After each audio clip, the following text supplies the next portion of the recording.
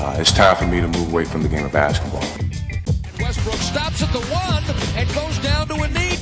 Bitter labor dispute caused the cancellation of the playoffs. You don't know when he's going to be back. Two really serious concussions.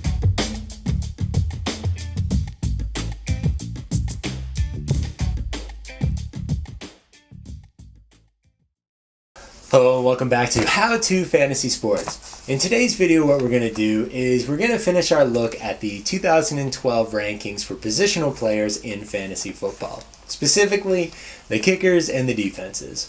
Now, if you don't know by now, we really don't like drafting kickers or defenses any earlier than the last 2 rounds of our draft. Or if you're in an auction, spending any more than $1 on these positions. There's just no value in them.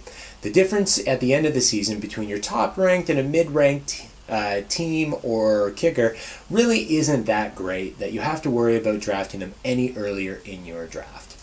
Now that being said, that there is still a little bit of a strategy that you can use to better position yourself in each of these categories. For the kicker, what we recommend first and foremost, don't draft and don't spend any money on them at the auction table. Pick up a wide receiver, pick up a running back, someone that you can carry through the preseason just in case any of your other players get injured. Then, the day before the season begins, drop the least valuable player from your squad, replace him with your kicker, and that will be the kicker that you use moving forward. Now, which kicker should we choose? Well, your best strategy for finding a good kicker is look at these 3 factors. Do they play indoors? Are they part of a high-powered offense? And can they kick long field goals? If you can find a kicker that meets all those 3 criteria, then you're doing really, really well, and you're positioning yourself much better in the kicker category.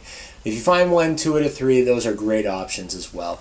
But once you find your option, put them into your lineup and just sort of leave and forget about them. You don't have to worry about managing them from game to game to game. And definitely don't get excited when one kicker, say, kicks 5 field goals in one game.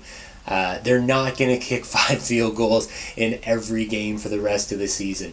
So it's really just a position that once you get a fairly decent option for you, you plug them and you forget them.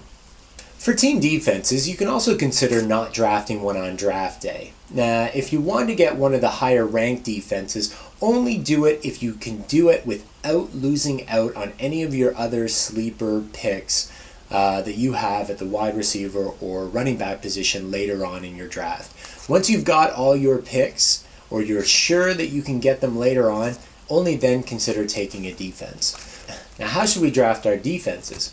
Well, again, a defense isn't a team that you necessarily need to pick on draft day. You can still choose to take a wide receiver and running back and carry them through the preseason until the first game and then pick up your defense then. You'll still find that there's a lot of good options on the waiver wire, assuming that your league doesn't draft more than 15 or 20 defenses.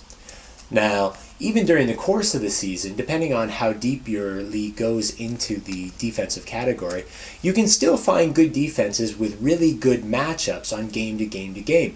And you'll find a lot of the more successful players will actually just play those matchups from game to game to game, rather than find one defense and stick with them for the rest of the season. And so that concludes our very brief look at the kicker and defensive positions and the rankings that we have for them, in that we don't have rankings for them. We just choose best options on draft day or right before week 1 begins. We don't really worry too much about these positions because, as we said before, the statistical difference between a top-ranked kicker and defense to, say, a mid-tier kicker and defense really isn't that great by the end of the season, where there's any real advantage to really targeting either one of these positions any earlier in your draft. Thank you very much for watching. We hope you enjoyed this video and found some information that you found useful. If you have any questions, you can send us an email at question@howtofantasysports.com. Otherwise, subscribe to this channel to stay informed with new videos in the future. Thanks for watching.